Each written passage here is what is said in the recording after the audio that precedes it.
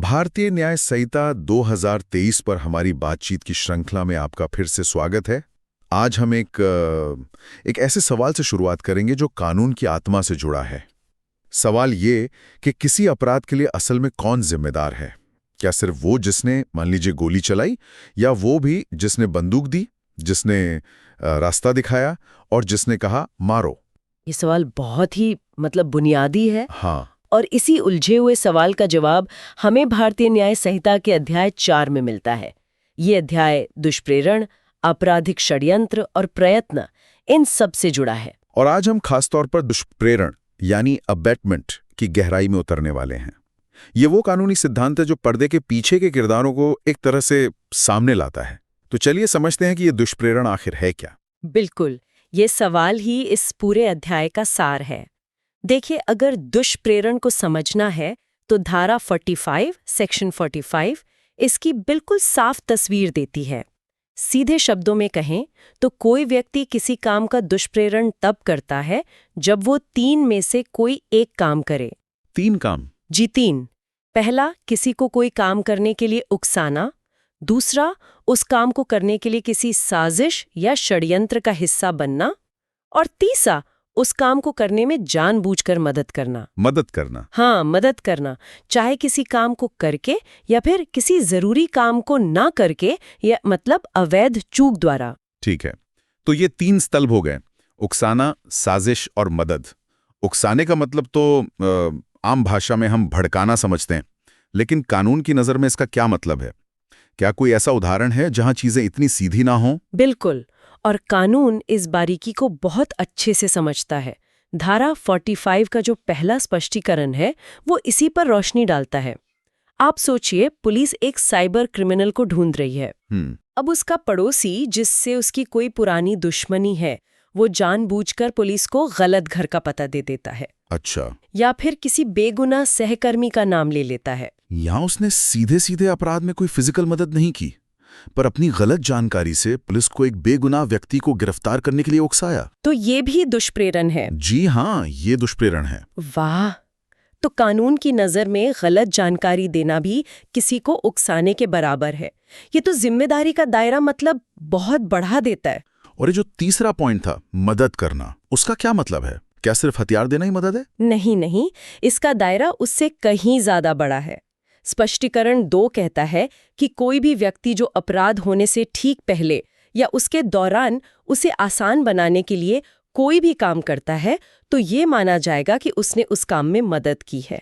अच्छा, कोई भी काम? कोई भी काम। मिसाल के तौर पर, अगर कोई डकैती से पहले किसी घर का ताला तोड़कर खुला छोड़ दे, तो ये भी सहायता ही मानी जाएगी। समझ गया। ठीक है, तो हमने ये समझ लिया कि दुष्प्रेरण क्या है, यानी उकसाना, साजिश करना या फिर मदद करना।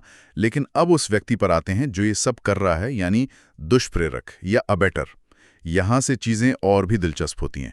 धारा 46 दुष्प्रेरक के बारे में बात करती है। इसमें सबसे चौंकाने वाली बात क्या है? देखिए, इसमें सबसे चौंकाने वाली और शायद सबसे महत्वपूर्ण बात यह है कि दुष्प्रेरण का अपराध होने के लिए ये बिल्कुल भी जरूरी नहीं है कि उकसाने के बाद वो अपराध असल में हुआ भी हो। 1 मिनट, क्या कहा आपने? मतलब अगर मैंने किसी को चोरी के लिए उकसाया और उसने साफ मना कर दिया, तब भी मैं कानून की नजर में दोषी हूँ? जी हाँ। सिर्फ मेरे कहने पर से? जी हाँ, बिल्कुल। आपका इरादा और आपका उकसाने का काम वो पूरा हो चुका है। धारा 46 का उदाहरण ए ठीक यही बात कहता है। अगर ए बी को सी की हत्या के लिए उकसाता है और बी ऐसा करने से इनकार कर देता है, तब भी ए हत्या के लिए उकसाने का दोषी है। तो कानून यहाँ इरादे को सजा दे रहा है, परिणाम को नहीं? बिल्कुल, कानून यहाँ इरादे को सजा दे रहा है। ये तो बहुत बड़ा सिद्धांत है। इसका मतलब है कि कानून अपराध की जड़ पर ही, उसके विचार के स्तर पर ही हमला कर रहा है। एकदम सही कहा आपने।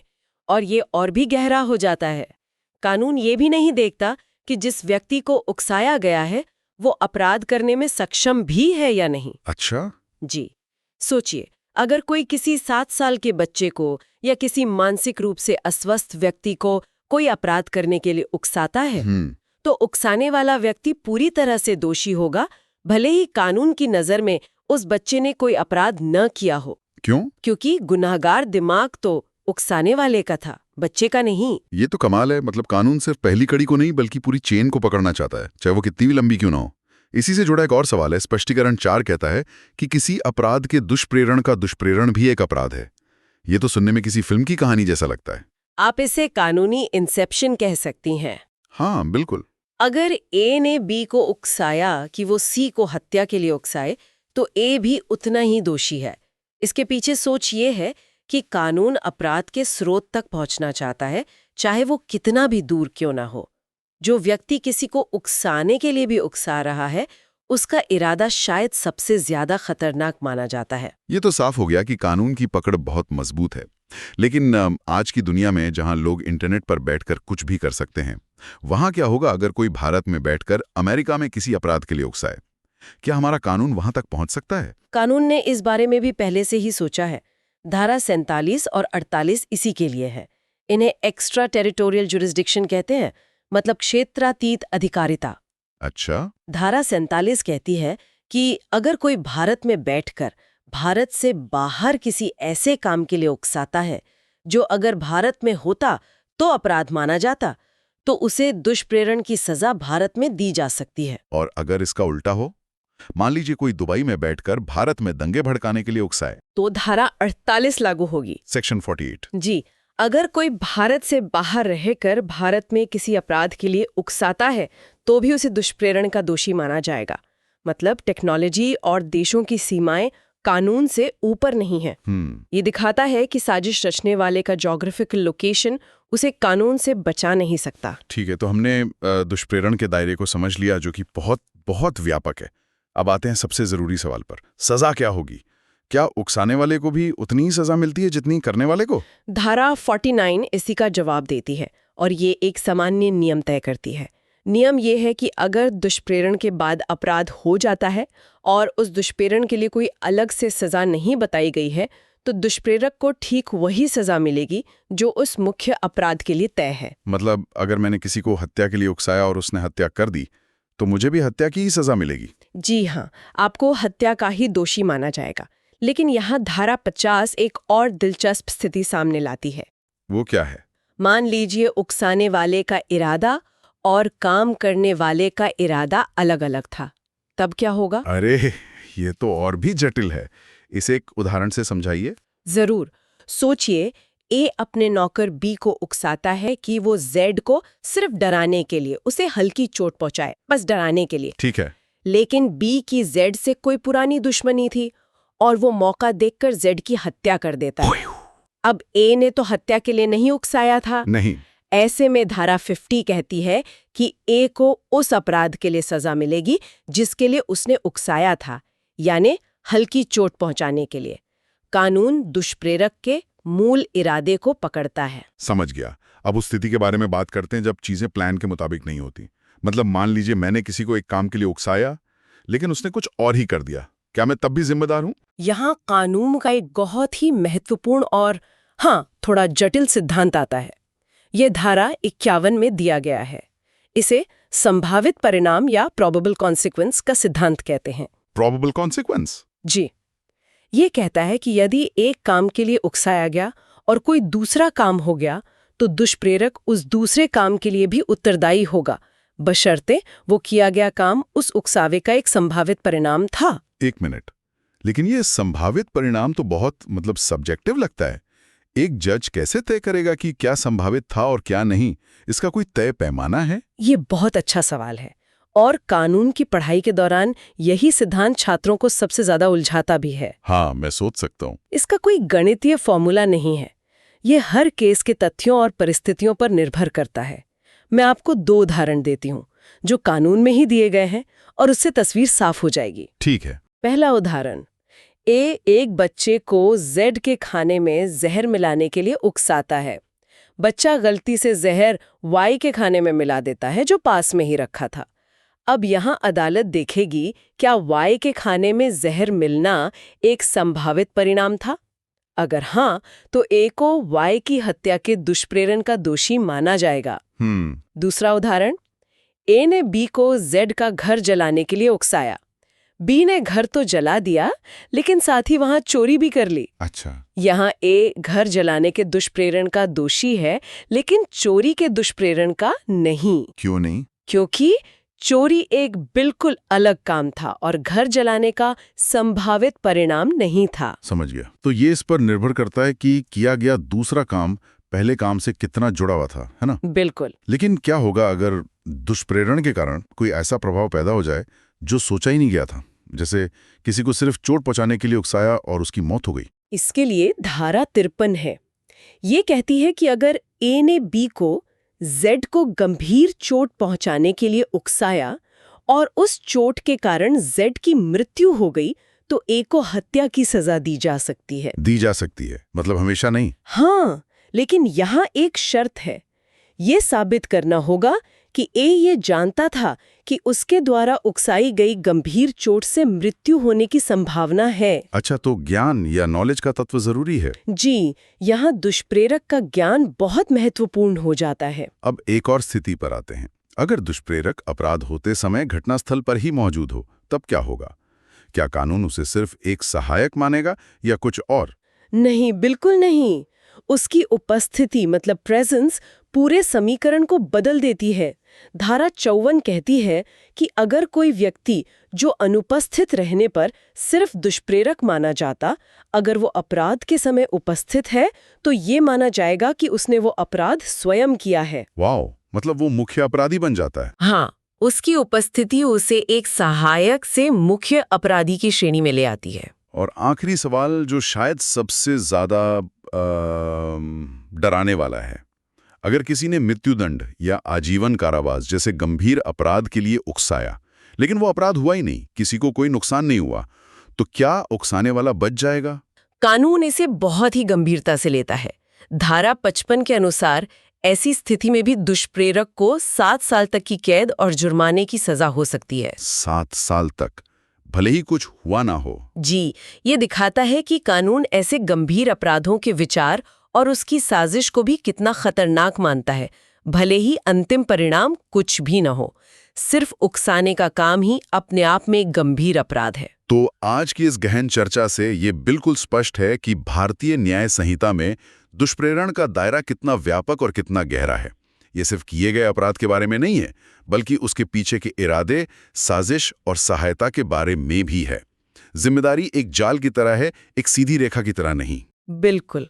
और इस पूरे अध्याय को समझने के बाद कानून के छात्रों और आम नागरिकों के लिए भी एक बड़ा सवाल खड़ा होता है। वो क्या है?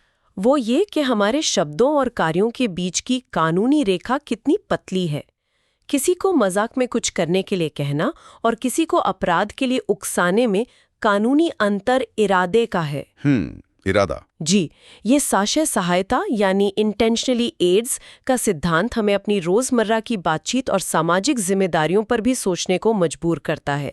हमें ये विचार करना चाहिए कि हमारे शब्दों का दूसरों पर क्या प्रभाव पड़ सकता है और कानून की नज़र में उसकी क्या अहमियत हो सकती है। नमस्कार और स्वागत है आपका द डीप डाइव में। पिछली बार हमने भारतीय न्याय संहिता 2023 में दुष्प्रेरण यानी अबेटमेंट के जो बुनियादी सिद्धांत है उन पर बात की थी। आज उसी चर्चा को, उसी कहानी को थोड़ा और आगे बढ़ाते हैं।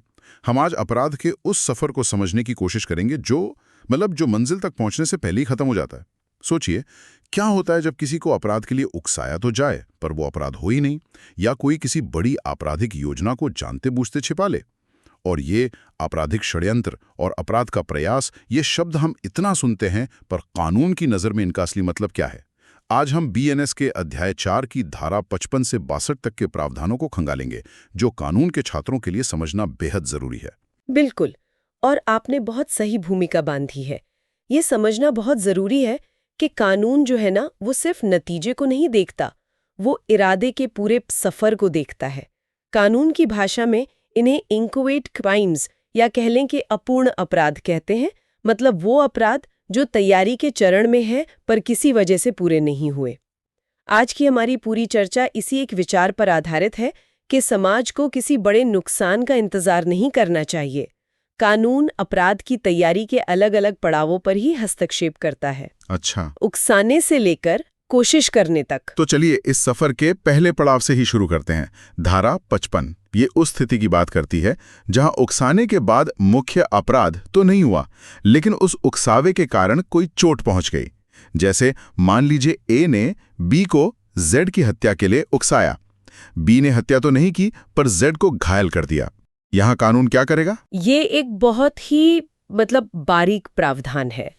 धारा 55 कहती है कि अगर किसी ऐसे अपराध का दुष्प्रेरण किया गया है जिसकी सजा मौत या आजीवन कारावास है और वो बड़ा अपराध तो नहीं हुआ, लेकिन दुष्प्रेरण की वजह से किसी को कोई चोट पहुंच गई, तो उकसाने वाले को 14 साल तक की सजा हो सकती है। 14 साल? ये तो काफी ज्यादा है। हाँ, ज्यादा है। अब आपके उदाहरण को ही लेते हैं। ए ने बी को जेड की हत्या के लिए उकसाया। अगर बी कुछ भी नहीं करता तो हमने पिछली बार पढ़ा था कि ए को 7 साल तक की सजा होती। लेकिन यहाँ बी हत्या तो नहीं करता, पर शायद ए के उकसावे में आकर जेड से झगड़ा कर लेता है और उसे पीट देता है। अब जो चोट जेड को लगी वो सीधे तौर पर ए के उकसावे का ही नतीजा है ना? हाँ। इसलिए कानून कहता है कि ए की जिम्मेदारी बढ़ गई और उसकी सजा भी 2 गुनी होकर 14 साल तक हो सकती है। ये दिखाता है कि कानून सिर्फ इरादे को नहीं, बल्कि उस इरादे से हुए वास्तविक नुकसान को भी तौलता है। और वो भी ना हो तब क्या होगा? इसके लिए शायद धारा 56 है। हाँ, धारा 56 एक सामान्य नियम बनाती है। ये कहती है कि अगर किसी भी कारावास से दंडनीय अपराध के लिए उकसाया गया और वो हुआ नहीं, तो उकसाने वाले को उस अपराध की सबसे लंबी सजा का 1/4 हिस्सा भुगतना पड़ सकता है। लेकिन यहाँ एक पैटर्न देखिए जो हमें आगे भी दिखेगा। कानून हर किसी को एक ही तराजू में नहीं तौलता। इसी धारा का दूसरा हिस्सा बहुत महत्वपूर्ण है, जो लोक सेवकों यानी पब्लिक सर्वेंट्स पर एक खास जिम्मेदारी डालता है। तो इसका मतलब ये है कि कानून एक तरह से रक्षक और आम नागरिक के बीच एक साफ लक्ष्मण रेखा खींच कर है कि एक की गलती शायद भूल मानी जाए, पर दूसरे की वही गलती एक संगीन अपराध बन जाती है। बिल्कुल, आपने बिल्कुल सही पकड़ा। यही तो इस कानून का सार है। धारा 56 साफ कहती है कि अगर उकसाने वाला व्यक्ति या जिसे उकसाया गया है वो एक लोक सेवक है जिसका काम ही उस अपराध को रोकना था। एग्जैक्टली। तो सजा सीधी 2 गुनी हो जाएगी, यानी 1/4 से बढ़कर उस अपराध की सबसे लंबी सजा का आधा हिस्सा। जैसे उदाहरण भा में एक पुलिस वाला जिसका काम डकैती रोकना है, वो खुद ही डकैती के लिए उकसा रहा है, या उदाहरण सा में एक आम आदमी पुलिस वाले को उकसा रहा है।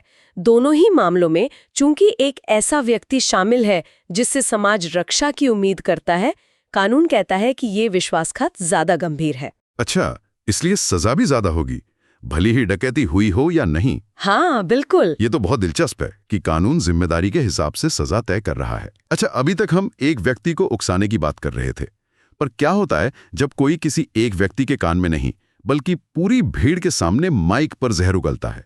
जब किसी पूरी जनता या एक बड़े समूह को अपराध के लिए भड़काया जाए। अशांति को रोकने के लिए बनाई गई है।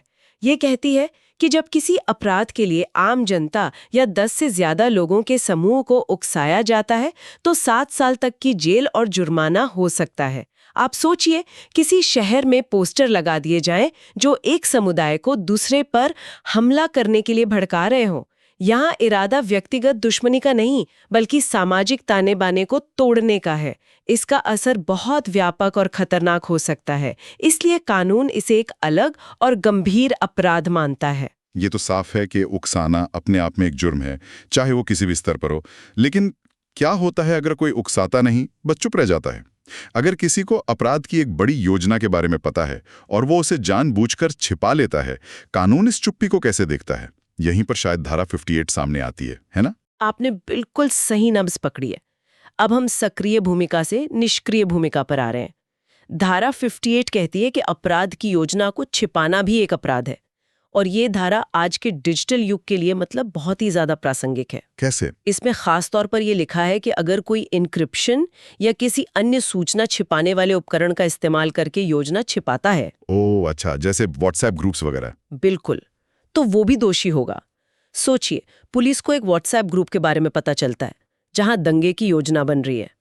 ग्रुप का एडमिन कहता है कि मैंने तो कुछ किया नहीं, लोग बस बात कर रहे थे। लेकिन धारा 58 कहती है कि उस एन्क्रिप्टेड प्लेटफॉर्म को मुहैया कराना और योजना को न रोकना भी अपराध को सुगम बनाना है। और इसमें सजा का क्या हिसाब है?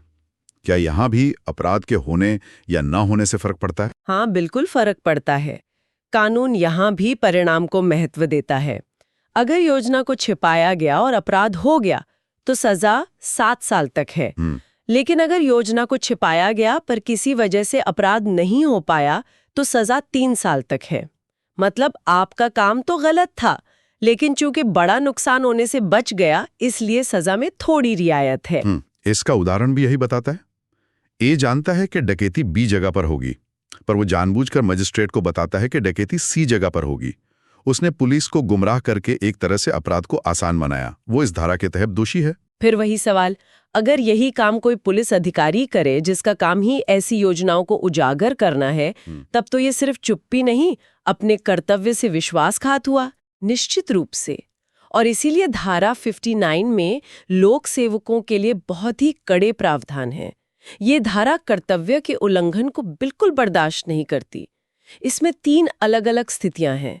पहली, अगर अपराध हो जाता है तो उस लोक सेवक को उस अपराध की सबसे लंबी सजा का आधा हिस्सा मिलेगा। दूसरी, और ये सबसे गंभीर है, अगर अपराध मौत या आजीवन कारावास से जुड़ा है तो उस लोक सेवक को 10 साल तक की सजा हो सकती है। भले अपराध हुआ हो या नहीं। हाँ, भले ही अपराध हुआ हो या नहीं। यहाँ अपराध का होना या ना होना मायने ही नहीं रखता। सिर्फ उस गंभीर योजना को छिपा लेना ही काफी है।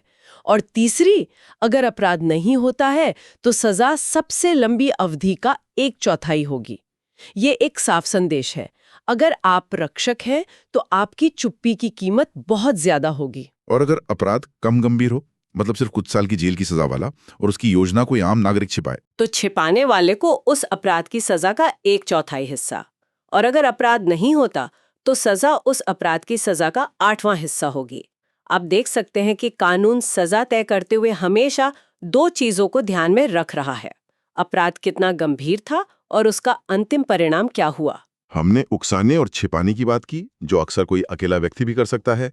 लेकिन जब 2 या 2 से ज्यादा लोग मिलकर कोई योजना बनाते हैं तो खतरा और बढ़ जाता है। यहीं पर आपराधिक षड्यंत्र या क्रिमिनल कॉन्स्पिरेसी का कॉन्सेप्ट आता है ना। ये कानून का एक बहुत ही दिलचस्प और अक्सर इस्तेमाल होने वाला हिस्सा है। बिल्कुल। धारा 61 आपराधिक षड्यंत्र को परिभाषित करती है। आसान शब्दों में, जब 2 या 2 से ज्यादा लोग कोई गैर कानूनी काम करने के लिए या कोई कानूनी काम गैर कानूनी तरीके से करने के लिए राजी हो जाते हैं, तो वो सहमति, वो अग्रीमेंट ही अपने आप में एक अपराध बन जाती है। यहाँ राजी होना ही अपराध का बीज है। एक मिनट, यहाँ मैं थोड़ा सा कंफ्यूज हो गया। आपने कहा सिर्फ सहमति ही काफी है। हाँ, पर मैंने तो सुना है कि कोई एक्ट भी तो करना पड़ता है। सिर्फ बैठकर प्लान बना लेना ही क्या? ये बहुत अच्छा सवाल है आपका, और यहीं पर कानून की वो बारीकी सामने आती है। धारा 61 में एक परंतुक, एक प्रोवाइजो है जो इसी उलझन को दूर करता है। वो कहता है, अगर सहमति किसी अपराध यानी ऑफेंस को करने के लिए है, जैसे चोरी, डकैती या हत्या, तो सिर्फ सहमति ही काफी है। अच्छा, कोई कदम उठाने की जरूरत नहीं। कोई जरूरत नहीं। आपका राजी होना ही अपने आप में पूरा अपराध है। लेकिन अगर सहमति किसी ऐसे काम के लिए है जो अपने आप में अपराध नहीं है, पर उसे गैर कानूनी तरीके से करना है, तब सिर्फ सहमति काफी नहीं। उस सहमति को आगे बढ़ाने के लिए कम से कम एक कदम, एक ओवर्ट एक्ट उठाना जरूरी है। संक्षेप में कहें तो गंभीर अपराधों के लिए सिर्फ दिमाग का मिलना ही अपराध है, जबकि बाकी मामलों में दिमाग के साथ साथ एक कदम उठाना भी जरूरी है। और सजा, क्या षड्यंत्र की सजा उतनी ही है जितना कि उस अपराध को करने की? लगभग उतनी ही गंभीर। धारा 61(2) कहती है कि अगर षड्यंत्र किसी गंभीर अपराध के लिए है, यानी जिसकी सजा मौत, आजीवन कारावास या 2 साल से ज्यादा की सख्त कैद है, तो सजा वही होगी जो उस अपराध के दुष्प्रेरण के लिए होती है। अच्छा, तो कानून षड्यंत्र को उकसाने के बराबर ही खतरनाक मानता है? बिल्कुल। और छोटे मोटे मामलों के षड्यंत्र के लिए 6 महीने तक की जेल या जुर्माना हो सकता है। तो हमने उकसाने, छिपाने और योजना बनाने की बात कर ली। अब आता है सफर का आखिरी पड़ाव, कोशिश यानी अटेम्प्ट। और यहीं पर वो मजेदार उदाहरण आते हैं, खाली बक्सा तोड़ने और खाली जेब में हाथ डालने वाले। धारा 62 इसी के बारे में है। जी हाँ, धारा 62 प्रयास के अपराध के लिए एक सामान्य नियम है। ये उन कोशिशों के लिए सजा बताती है जिनके लिए बीएनएस में कहीं और कोई खास सजा नहीं दी गई है। इस अपराध को समझने के लिए दो चीजें बहुत जरूरी हैं। कानून दो चीजें देखता है। पहला, अपराधी का इरादा क्या था, जिसे हम मेंस रिया या आपराधिक मनस्थिति कहते हैं। और दूसरा, क्या उसने उस इरादे को पूरा करने के लिए कोई ठोस कदम उठाया, जिसे एक्टस रियस या आपराधिक कृत्य कहा जाता है। जब ये दोनों मिल जाते हैं तो प्रयास का अपराध पूरा हो जाता है। तो उन उदाहरणों का मतलब यही है कि कानून आपकी नीयत और आपके काम को देख रहा है, नतीजे को नहीं। ये इससे फर्क नहीं पड़ता कि बक्सा खाली था, फर्क इससे पड़ता है कि आपने उसे चोरी के इरादे से तोड़ा। आपने 100% सही समझा। वो दोनों उदाहरण इसी सिद्धांत को समझाने के लिए हैं कि प्रयास के अपराध में नतीजा अप्रासंगिक है। एक आदमी चोरी के इरादे से बक्सा तोड़ता है पर वो खाली निकलता है। दूसरा आदमी जेब काटने के इरादे से हाथ डालता है पर जेब खाली है। दोनों ही मामलों में चोरी का अपराध तो पूरा नहीं हुआ। तो क्या वो बेगुनाह हो गए? बिल्कुल नहीं। कानून यही तो कहता है। उनका इरादा चोरी का था। नियत थी। हाँ, मेंस रेया था। और उन्होंने उस इरादे को पूरा करने के लिए एक काम भी किया, एक्टस रेयस। बस यहीं पर प्रयास का अपराध पूरा हो गया। अगर सफलता ही पैमाना होती तो हर नाकाम चोर सजा से बच जाता। कानून अपराधी की किस्मत को नहीं, उसकी नीयत और कोशिश को सजा देता है। ये बिल्कुल साफ हो गया। तो आज की हमारी इस गहरी पड़ताल का सार यह है कि भारतीय न्याय संहिता सिर्फ अपराध के होने पर ही हरकत में नहीं आती, यह अपराध की तैयारी के हर चरण को पकड़ती है। उकसाने से लेकर योजना को छिपाने, मिलकर षड्यंत्र करने और यहाँ तक कि नाकाम कोशिश करने पर भी। मुख्य बातें जो निकल कर आईं, कानून रक्षकों यानी लोक सेवकों पर ज्यादा जिम्मेदारी डालता है, सजा अपराध की गंभीरता और उसके नतीजे पर निर्भर करती है, और अंत में आपकी नीयत और कोशिश भी उतनी ही महत्वपूर्ण है जितना कि अपराध का अंतिम परिणाम। आपने एकदम सटीक सारांश दिया है। ये पूरा अध्याय निवारक न्याय यानी प्रिवेंटिव जस्टिस के सिद्धांत पर आधारित है। इसका मकसद समाज को ये संदेश देना है कि आप अपराध पूरा होने का इंतजार न करें। अगर कोई अपराध की सीढ़ियां चढ़ रहा है तो कानून उसे पहली या दूसरी सीढ़ी पर ही रोक सकता है।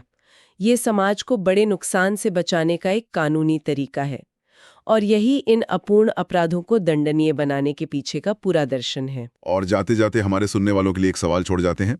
आज के डिजिटल युग में जहां इनक्रिप्टेड चैट, डार्क वेब और ऑनलाइन फोरम पर अपराधों की योजना बनाना और लोगों को उकसाना बहुत आसान हो गया है, धारा 58 यानी योजना छिपाना और धारा 61 यानी षड्यंत्र, इन जैसे कानूनी प्रावधानों को लागू करने में जांच एजेंसियों के सामने क्या नई चुनौतियां आती हैं, और इन तकनीकी चुनौतियों से निपटने के लिए भविष्य में हमारे कानून को और कितना विकसित होने की जरूरत पड़ेगी, इस पर जरूर सोचिएगा।